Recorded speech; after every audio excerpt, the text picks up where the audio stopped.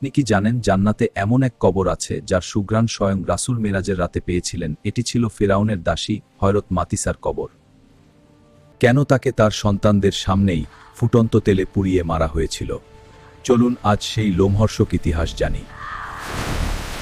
একদিন মেয়ের চুল আঁচড়ানোর সময় মাসিতার হাত থেকে চিরুনিটি পড়ে যায়।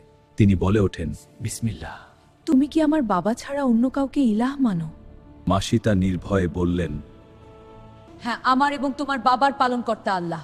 খবরটি ফেরাউনের কানে পৌঁছালে সে মাসিতাকে ডেকে পাঠাল এবং ঈমান ছাড়তে বলল। কিন্তু মাসিতা পা আমার এই মতো অটকল রইল। ফেরাউন রাগান্বিত হয়ে ফুটন্ত তেলের কড়াই নিয়ে এলো। মাসিতার চোখের সামনেই তার বড় সন্তানদের সেই তেলে নিক্ষেপ করা হলো। মুহূর্তেই তাদের দেহ হাড়গোড়ো হয়ে গেল। মাতিসা ঈমান ছাড়ল না। যখন কোলের দুগ্ধপোষ্য শিশুটির পালা এলো, মাসিতার মাতৃত্ব কিছুটা কেঁপে উঠল। তিনি সন্তানকে বুকে জড়িয়ে ইতস্তত বোধ করছিলেন। ঠিক তখনই আল্লাহর কুদরতে শিশুটি কথা বলেও, মা, ধৈর্য ধরুন, আপনি সত্যের উপর আছেন। দুনিয়ার কষ্ট আখেরাতের তুলনায় কিছুই নয়। শিশুর কথায় মাসিতা শান্ত হলেন এবং হাসি মুখে তেলের কড়াইতে ঝাঁপ দিয়ে শাহাদাত বরণ করলেন। রাসূল মেরাজে তার কবরেরই সুঘ্রাণ পেয়েছিলেন।